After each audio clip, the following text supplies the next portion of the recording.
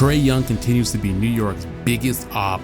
Jimmy Butler is on the brink of getting traded, and LeBron is now open to being traded by the Lakers, but there's a catch. Stay tuned for these stories and more, and feel free to use the timestamps to jump to the stories that you care about the most.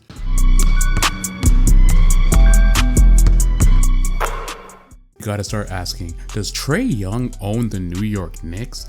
Trae Young has been straight cold-blooded anytime he plays the New York Knicks. It's almost like he's turning Madison Square Garden into his own personal playground, and Knicks fans are not happy about what he did recently. The Atlanta Hawks faced off against the New York Knicks in one of the knockout games before the semifinals of the NBA Cup. Now, by the end of the fourth, the game was pretty much done. The Atlanta Hawks were up 108-100 on the New York Knicks, but Trae Young, being the villain in New York that he is, he couldn't just run the clock out. He had to troll the New York Knicks fans, and he did this. In favor of Hawks.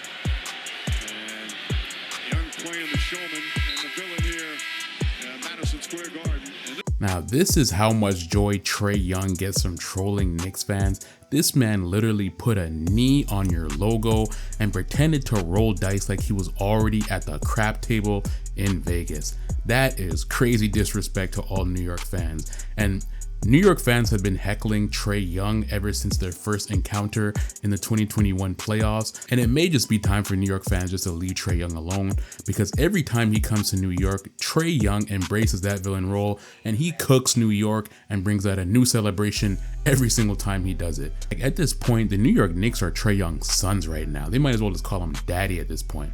But you might be asking, how did it even get to this point? Why has Trae Young become the villain in Madison Square Garden and for Knicks fans? Well, to fully answer this question, we're going to have to go back to the first round of the 2021 NBA playoffs. Now, a number 4 seed New York Knicks team faced off against a number 5 seed Atlanta Hawks team, and this series was significant for both teams for 2 reasons. On the Atlanta side, this was the first time Trae Young had made it to the playoffs, and this was his opportunity to prove that he was a real rising star in the NBA and solidify his talent, and also to prove to the doubters that he couldn't win with his type of playstyle, because it had been the running thing that though Trae Young is flashy, he can put up a lot of points and get a lot of assists, he can't lead a team to the postseason, and if he makes it to the postseason, they'll probably get knocked out in the first round because you can't win or go far with his type of playstyle. And on the Knicks side, led by a sophomore RJ Barrett and Julius Randle, who was rekindling his career in New York, they made it as the 5th seed, and for New York, this was huge because this is the first time the Knicks had made the playoffs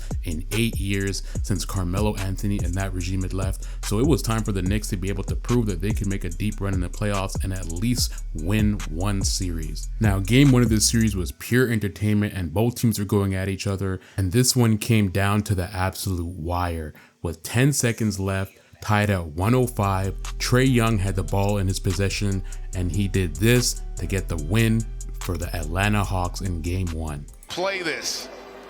Here is Young, finds his spot. Young on the floater, puts it in. Trae Young with a miraculous shot. Trae Young gets the inbound on the left side, crosses a couple Knicks players up at the top of the key, drives to the basket and hits a floater, leaving only 0.9 seconds left, and eventually the Atlanta Hawks ended up winning that game. But what he did after this floater is why the New York Knicks fans started to have a problem with Trae Young. After he hit that floater and iced the game, you can see Trae Young shushing the crowd in New York and mouthing, "It's quiet as fuck in here," after the crowd went silent. Straight up cold-blooded. Now, of course, as a result of this, just like Michael Jordan, New York Knicks fans took it personally, and in game 2, Knicks fans chanted F Trae Young throughout the entire game. Now, after game 2, the Knicks would tie this series up 1-1, but after this game, every single game went to Atlanta and they ended up winning the series 4-1. But with each game that passed, especially each game in New York City, the crowd became increasingly more hostile towards Trae Young. Even one fan spit on Trae Young, which is kind of crazy that a fan could even get close enough to Trae Young to be able to do that, or even have the wherewithal to think that that's okay. That is wild. I would have snapped on a dude in 2 seconds and stomped him out. At that point, forget about being professional, man. You're spitting on me, I gotta stomp you out, like straight up.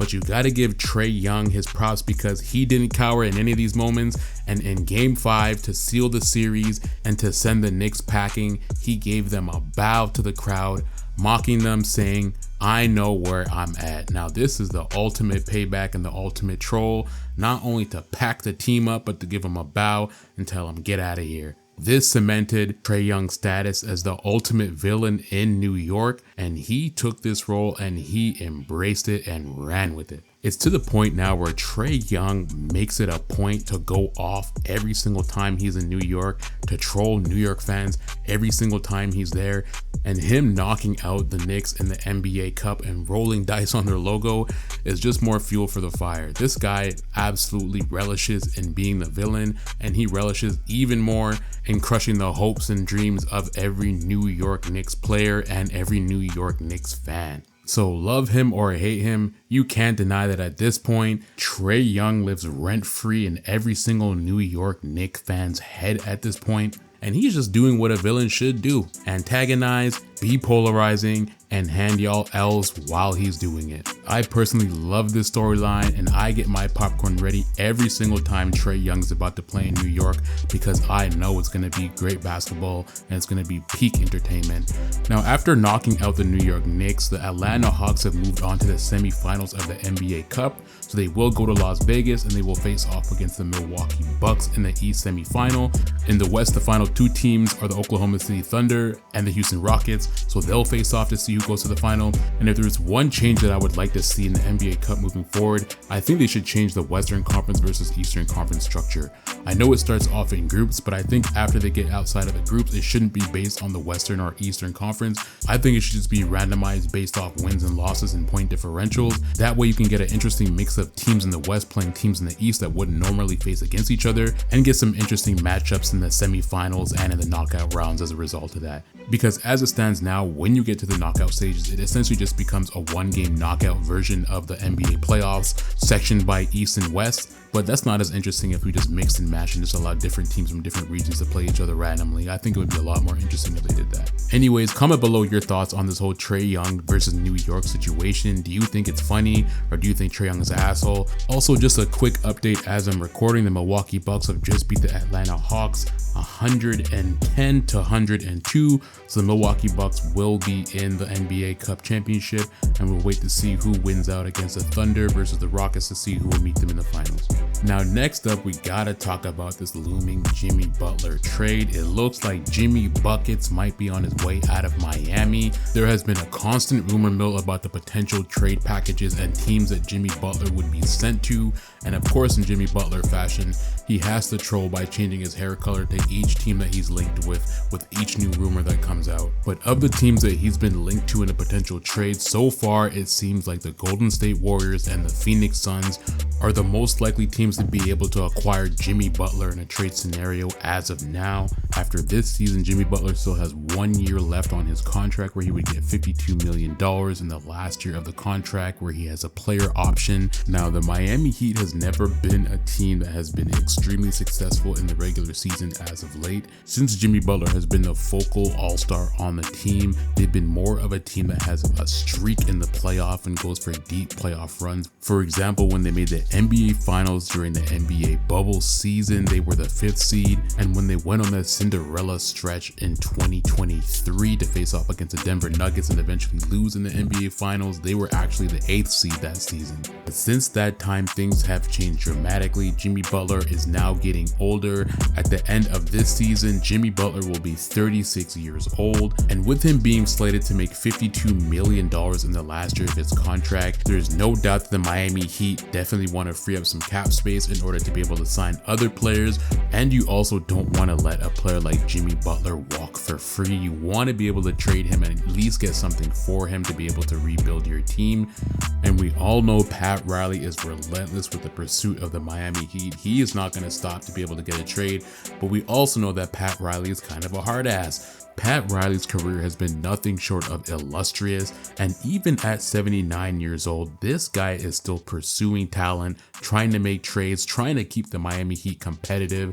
I mean, you don't appear in 19 NBA finals and win 9 championships throughout your entire career by just sitting on your laurels. You got to put in the work, and Pat Riley is still doing that. But in all honesty, the Miami Heat may have a tough time with getting what they want for this trade, and there's a couple reasons for that. Number one, in the last couple of years, Jimmy Butler has had some significant injury issues, only playing 60 games in last year's season and missing the entirety of the playoffs, resulting in the Miami Heat getting knocked out pretty early last year.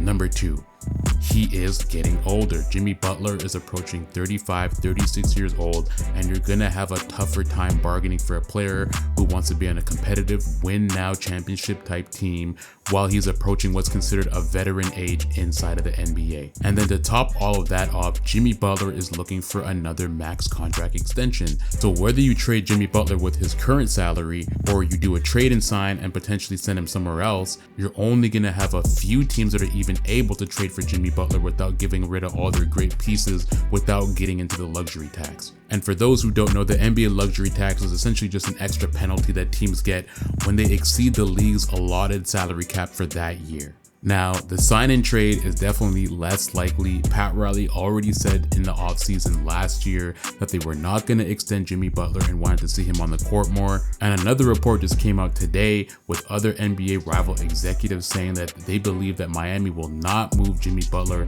unless they get, quote, fair value in return for him. Now, the trade deadline is nearing. The official trade deadline is February 6, 2025. So I'm not entirely sure if the Miami Heat are going to be able to move Jimmy Butler by then, but they're for sure gonna try. But at the very least, this whole trade situation at least caused some entertainment on Twitter/X. Shams Charania reported on the Phoenix Suns being the most preferred trade destination for Jimmy Butler, which led to Jimmy Butler's agent responding on Twitter/X, and he said the following. Alright, listen, I gave you a pass yesterday because I was busy, but if you don't stop putting my name on your complete and utter made up bullshit because you know you normally aren't worth my time to acknowledge, I don't know what I'm gonna do because I'm a middle-aged dad, but I just know it would indicate severe dislike. World, all this is fabricated. I have never, and honestly, it wouldn't help me or the position I represent to do anything that's been reported by this said journalist. Shams, this is your opportunity to say my bad. I let ChatGPT write my tweets and it went old school Peter Vesey. And then he writes in parentheses, Shams, Peter was my writer in the 90s. To be a trendsetter, knew I was hacked. Carry on, thank you. Now, when Jimmy Butler's agent says that he's a middle-aged dad, trust me, we can all tell by how you type on Twitter. And then he talks about the ChatGPT reference, like as if ChatGPT can formulate a bunch of different trades that would be happening in real time. Like, what is this guy even talking about? I'm not even really sure why he addressed this at all. I mean, this is pretty regular par for the course stuff. Journalists are always trying to get the newest scoop or getting rumors and hearing talks from behind the scenes, GMs, etc. about different trade talks. Why would he even feel the need to address this, whether it was true or not true? This is just part of the NBA media. Now, it seems like this agent Bernard Lee does have his own management called Threads Management, and he seems to be relatively new to the game. I'm not really sure. He only has a couple NBA players signed right now. His biggest and most notable, of course, is Jimmy Butler. He also has Justin Holiday, Chris Dunn, and Ben Simmons. And I find that pretty interesting because I remember Ben Simmons being let go from Clutch Sports, but I never really followed up to see who he signed with afterwards. So it's pretty interesting to see that he ended up signing with the same agent as Jimmy Butler. Now, I'm gonna give this guy the benefit of the doubt because he is from my hometown, Toronto. So I'm just gonna chalk us up as to this guy not really understanding the game or just being super frustrated seeing a bunch of rumors. But listen, my guy, for future reference, and obviously he's not going to hear this, but you don't have to lean into any of this stuff. This is just NBA media. This is how things go. For the large part, you should be ignoring all ESPN or news media, sports media in general, and just be focusing on trying to get your client the biggest and best contract that you possibly can for the end of his career. But I want to know what you guys think about this. Do you think Jimmy Butler is getting traded before the deadline? And which team do you think is most likely to trade for Jimmy Butler? And what do you think they should give up for him in return? Now man, the injury bug just keeps attacking the Philadelphia 76ers again and again this season. Joel Embiid suffers another injury again, and then a day after we hear that Jared McCain is going to be out indefinitely due to having a meniscus tear in his left knee. Philadelphia 76ers this season just cannot catch a break at all, and this season might be a write-off altogether because you've had Joel Embiid, who's missed significant portions of the season due to personal reasons, left injury, knee management, etc. Paul George missed 10 games early in the season after suffering one of the most sus injuries I've ever seen in my life. Tyrese Maxey also missed a 6-game stretch due to injuries, and now you have both Joel Embiid and Jared McCain, who is looking great as a rookie so far, with injuries all over again. And for Joel Embiid in particular, you kind of feel a little bit sorry for him, man. I mean, it's been injury after injury for this guy throughout his entire career. He just cannot stay healthy. And there was a list going around online about the injuries he's had every single season since he's been in the NBA. And it's just an extensive list, man. I mean, from 2014 to 2016, you have a fractured foot. From the 2016 season, you have a meniscus tear. The next year, orbital fracture, then knee tendonitis, then a dislocated finger the year after that, then a partially torn meniscus again, another orbital fracture, a sprained LCL, torn meniscus again. Then he suffered Bell palsy, and now he has a sinus fracture after getting hit in the face in the game against the Indiana Pacers the other night. Now, it's reported that Joel Embiid is going to be looked at by some specialists over the weekend after his injury is reviewed in full via MRI, X-ray scans, etc. They're most likely going to have a timeline for his return. And to state the obvious, we already know that when your body is that large, you're a lot more prone to getting injuries just in general, just because a body that large is not supposed to be able to move in the way that a basketball player's usually move.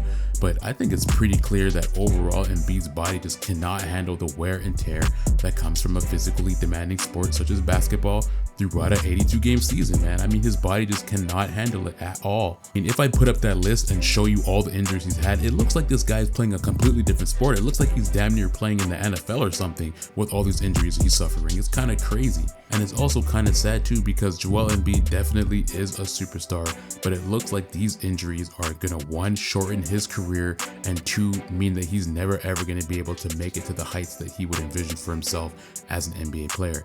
I don't think that Joel Embiid is ever going to win an NBA championship. I think these injuries are going to continue to nag him, and as he continues to pile on these injuries as he gets older, it's only going to get harder and harder to recover. Joel Embiid is already 30 years old, which is considered a veteran in the NBA. You've got a solid rookie in Jared McCain, and you just re-signed Tyrese Maxey to an extension this offseason as well too. Not to mention that you signed Paul George.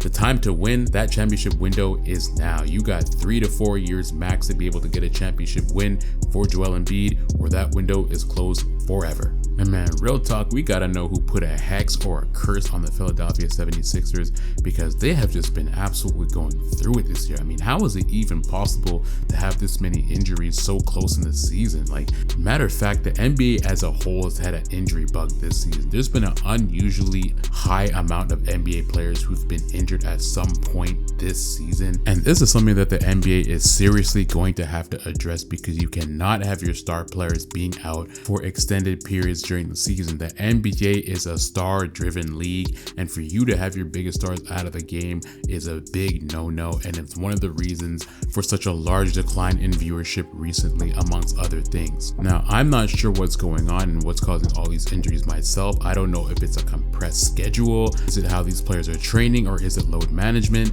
Because there's no way that these players should be more prone to injury these days than they were 10 years ago. The game definitely is faster paced these days, but with a larger emphasis on 3 balls and less physicality in the paint overall, you would expect there to be less injuries in the NBA overall, not more. As it stands right now, the Philadelphia 76ers might have to do some Kansas City Chiefs level black magic, sacrifice a couple Swifties to be able to get back in the playoff race, because right now they have a record of 7-16, and they are 12th in the Eastern Conference as it stands today. And things look real bad because of all the injuries, but realistically, the Philadelphia 76ers are only 4 wins behind the 8th seed. Currently, the Indiana Pacers hold the 8th seed with a record of 11-15, so it isn't that unrealistic to think that when Joel Embiid comes back from his sinus fracture, that the 76ers could really put together a run and be able to creep into the playoffs at the end. Now, do I think they'll go far in the playoffs? I don't think so at all, but I do think they definitely have a possibility to creep in there.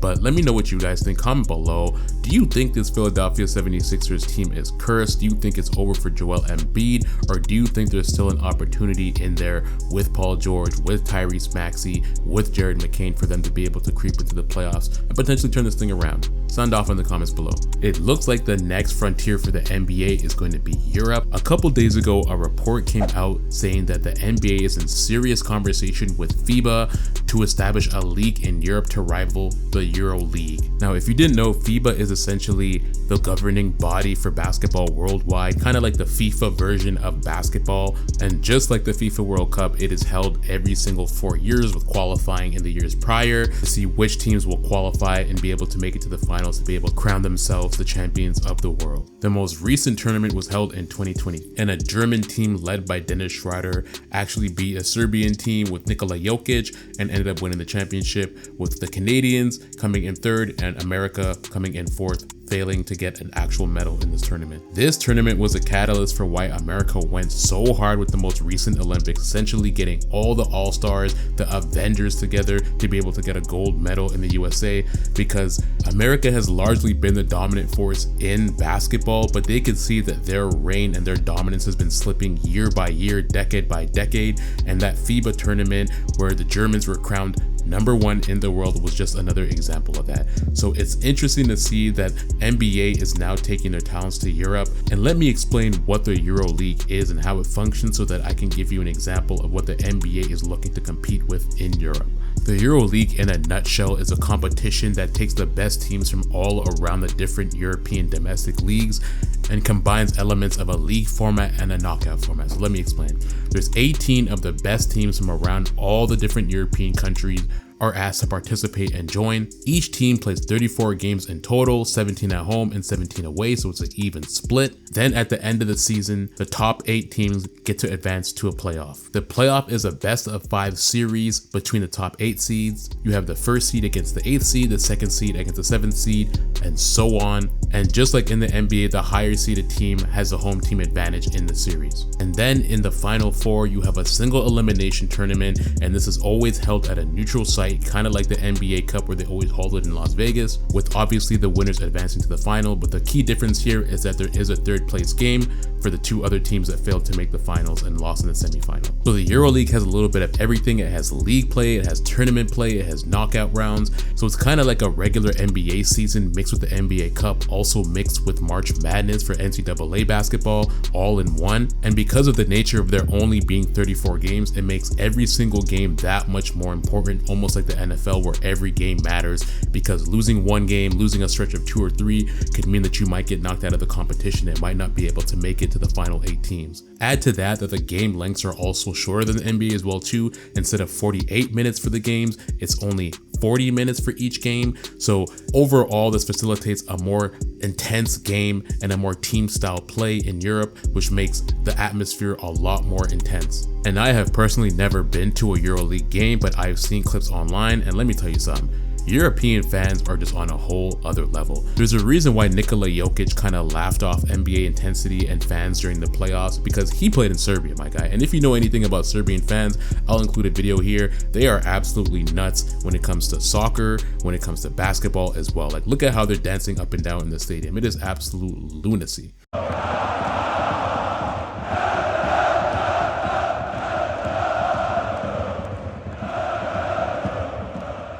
And it makes sense that the NBA would want to transition into a partial EuroLeague, because as it stands right now, the NBA is actually sourcing so much of its talent from Europe already. You have players like Nikola Jokic, you have Giannis, for example. These are all guys that came from Europe to the NBA. I'm sure for the NBA, it's as much of a business decision as much as it is a natural pipeline to be able to get a lot of the European talent directly from Europe over to the NBA once they've shown that they're skilled enough. Now, it does look like the NBA is going to try to use their brand name and power alongside FIBA to be able to convince a lot of the teams that would have played in EuroLeague to be able to jump ship and come to the NBA EuroLeague instead. Currently, a lot of the major teams that are in the EuroLeague, such as Real Madrid and FC Barcelona, are already signed with the EuroLeague until 2025-2026 season. So it's most likely that the NBA is going to try and convince a lot of these teams to jump ship after that contract is done. And quite honestly, I think this is actually a pretty brilliant move from the NBA because it benefits both the NBA and those European teams. A lot of those European teams are lesser known because,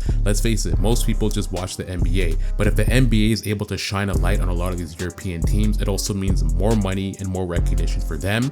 It means a better pipeline for European players to come to the NBA. It also gives the NBA another method to be able to package media deals as well. And who knows, for those hardcore basketball fans who really miss fundamental basketball and team play, the EuroLeague might actually end up becoming the preferred destination to watch intense basketball because of the shortened schedule and because of how intense it is.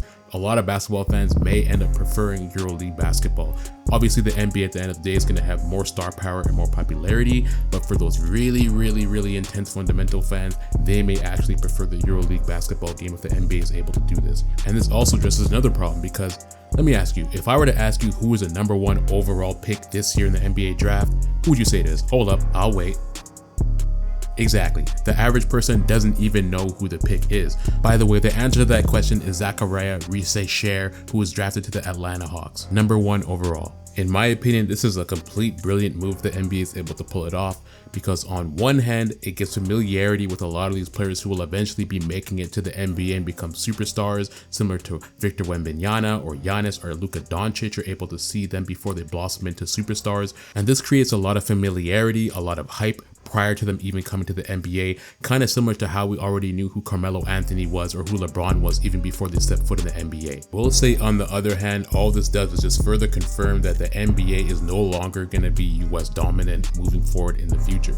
There's a potential that for the next couple of years, the NBA MVP might not be American. And this is something that we've seen in the NBA for the last 5 years. The last American MVP in the NBA was James Harden in 2018. Since then, it's just been Giannis, it's been Nikola Jokic, Joel Embiid, and Nikola Jokic again. And quite frankly, this year is no different. You have Nikola Jokic leading MVP odds again. In second place, you have SGA, Shai Gilgeous-Alexander. He's from Canada. You have Luka Doncic. Obviously, he's from Slovenia. And then you have Giannis, who's from Greece. So again, you have another year in the NBA that goes by where the top 4 candidates aren't even American. Comment your thoughts below. I want to know what you guys think about this potential NBA EuroLeague coming in the next couple of years. Do you think it'll be good for the NBA, or do you think it'll just facilitate more European style play in the NBA over time? I want to know what you guys think. And when do you think the NBA will have its next American MVP? In my eyes, I think that either Jason Tatum or Anthony Edwards probably have the best shot of being the next American MVPs. But what do you guys think? In our next story, Chris Paul says that he will retire from the NBA in 1 to 2 years. Here's Chris Paul talking a little bit about it in an interview with Spurs legend Tony Parker. Yep. Like I wonder with you, like why the Spurs? Like why a team that is rebuilding? Last year was probably one of the toughest years for me, right? And TP, you know more than anything, I just love to hoop. Like I want to play. And then for me, Jada and the kids, they stay in LA, right? So, you know, with your 2 kids now, if I'm gonna like sacrifice my family and be away from them, then I at least need to be playing. Yep, yeah, true. You know what I mean? So nobody's guaranteed to win. Right? It's only one team that's gonna win, and I think for me, you know, I looked and I was like, man, I can go play, I can go hoop. Now, it's going to be interesting to see what Chris Paul does for the end of his career. Currently, he signed on a 1-year, $10 million contract with the San Antonio Spurs. And even though it's cool to see him as a veteran presence on that Spurs team, especially with the super young Victor Wembanyama, there's a possibility that Chris Paul might not be returning next year, especially as a result of Greg Popovich's current medical condition as it stands now. But I guess the question remains that where would Chris Paul go after this year? Because he said it in an interview as well too, that he believes that he will win a championship before he does retire. So he's going to have to go to a team in a win now or championship window to be able to have that dream come true before he hangs it up. We're going to continue the Chris Paul watch, but I want to know what you guys think. Do you think that Chris Paul wins a championship before he hangs it up and retires? Comment your thoughts below. And in our last and final story, we have reports that LeBron James is open to a potential trade, but there is a catch attached to it. Now, what is the catch, you say? Well, the catch is that if LeBron James were to be traded, that Bronny James would have to be included in that trade package. So wherever LeBron goes, his son is coming with him as well. And man, I really just got a facepalm. I think we just touched on this in the last video, talking about how LeBron is ruining Bronny's career by not letting him just be a man on his own and have his own opportunity. And you can watch that video right here if you click on the top right corner. But having a stipulation like this in the potential trade just also confirms that LeBron, in his heart of hearts, doesn't actually believe that Bronny has enough NBA talent to be able to sustain an NBA career on his own without LeBron being there. And that's sad to me, because in essence, you're not giving your son the ability to be able to spread his own wings and try to make it on his own. You should at least give him that opportunity. But in regards to LeBron James, there is a possibility that he might actually be traded. So LeBron has actually never been traded in season before in his entire 22-year career. So if he does get traded in the middle of the season, this would be the first time in his career that he's been traded. And in my opinion, if he gets traded, it's most likely going to be to the Golden State Warriors. It looks like behind the scenes, the Golden State Warriors have been interested in pursuing LeBron James.